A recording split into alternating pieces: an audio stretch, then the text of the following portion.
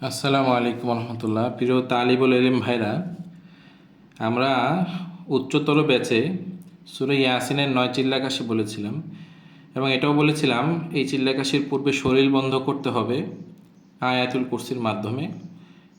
এরপরে মাকান যেই স্থানে বসে আমল করবেন সেই স্থানটাও বন্ধ করতে হবে।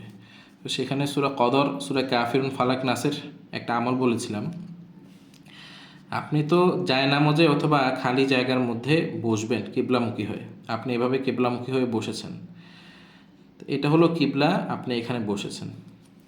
আপনি একটা লোহার চাকু নিয়ে সূরা কদর এক নিঃশ্বাসে পড়বেন আর ডান থেকে বামে এভাবে একটা ডাক টানবেন। হ্যাঁ, সূরা কদর পড়তে পড়তে একটা ডাক টানবেন।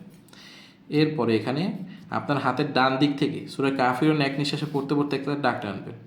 এরপর আপনার বাম দিকে সূরা ফালাক পড়তে পড়তে একটা ডাক টানবেন। এরপর আপনার পিছনের দিকে সূরা নাস পড়তে পড়তে এভাবে একটা ডাক টানবেন।